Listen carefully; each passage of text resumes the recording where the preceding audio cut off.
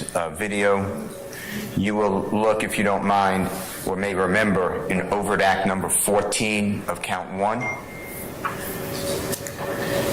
You will see a photograph that the grand jury attached to that charge, and it's Mr. Williams along with Mr. Copeland. It's a Instagram posting, allegedly with Mr. Williams' Instagram handle, and they are wearing shirts that you see in this video. The shirts are RG, and RG, it would be my contention, stands for Rich Gang, and Rich Gang, we're here with, an allegation of a criminal street gang, and I want the jurors, I think I'm entitled, I would like to, entitled to show the jurors what Rich Gang is. That is their music compilation. Number 2, okay. There is a lot of red being worn in the video that has been just played for the Samba Court, which I believe is number 31. If I'm wrong, it's 32. 32. Okay, thank you. And Mr. Williams is not wearing red in the video. It is being worn by other people. The third reason, Your Honor, is there are 2 witnesses on the state's witness list. Mr. Brian Williams, his performing name is Birdman, and Mr. And of course I can't remember, it's Lamar, I can't remember his first name. QUAN says Lamar. The Qantas Lamar? Thank you, I apologize. Okay. Also right. A performer known as Rich Homie Quan, or RHQ. He is in that video. He's a performer. It will explain Mr. Williams' relationship with them. And this is not a statement as in OCGA section 24-8-801D2A, as in Lisa and Alpha, because I am not looking for this statement or these words of Mr. Williams. He is singing. There are lyrics of Mr. Williams that he is singing on this video, but these words are not for the indictment. This was also made in 2012 or 13. This video? Yes, I have to check my notes. All right, got all that. Why do you think that Mr. Stevens would be a better witness for a foundation rather than either Birdman or Mr. Williams or Mr. Lamar, Rich Homie Quan?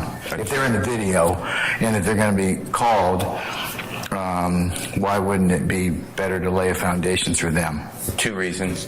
First of all, I believe that Mr. Stevens can. This is a public domain. It doesn't make a difference if it's public or not. You still have to have some basis of frame of reference to then kind of just lay the foundation from that. You still have to kind of orient it as to place and space. And I'm not saying that it's not admissible.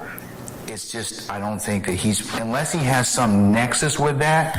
I mean, then we'd be up here all the time and you'd just be showing people, did you understand this? Or is this a person that we're looking at? You've got to have context. And if he can't provide context, he's not the best person to probably lay the foundation for that. I mean, he can state the obvious, but he's got no context. Much like, or different like if you have Mr. Williams or Mr. Lamar come in and they say, okay, well listen, yeah, I'm in the video, and let me tell you, in 2012 or 13 with the foundation, this is what was going on, and here's why we're singing about, Rich Guy. Do you see the difference? No. Well, okay. We'll have to disagree professionally on that one. I'm not trying to disagree. No. Look, you're asking me a question. I'm asking you a question, but I'm also telling you why I would probably sustain the state's objection. At this point, I think from the court's perspective, it's admissible. Bree's ruling is different. I'm aware of that. But the Pushing P video that is directly in the indictment, Mr. Stevens did not have any type of nexus to this, and it was objected to. And I'm telling you, I'm telling you why I as the gatekeeper are not going to continue on that line of introduction. I don't want to raise a frivolous motion. No. That is the gatekeeper that you are going to do, and that the gate's not opening up right now. Yeah, I mean, I'm just telling you. Again, I think the evidence is relevant and it's admissible for the reasons you just told me. Now, I understand that, this is the state's case in chief, and you're trying to get out what you need.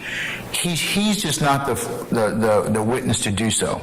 Okay. Well, I also like in the court to, when I make the motion, I'm making it now, then any of the state's witnesses who are going to talk about lyrics, going to talk about videos, going to talk about photographs, they have no nexus. They are just pulling things off the internet that's in the public domain. And then if this honorable court just adopts this, or not adopts, if enforces this ruling, then I'm making a motion to exclude that evidence. I rule on what's in front of me, okay? It's disingenuous to say that, okay? I look at what is presented before me. I try and get it right for both sides. I am not admitting or excluding evidence in a vacuum.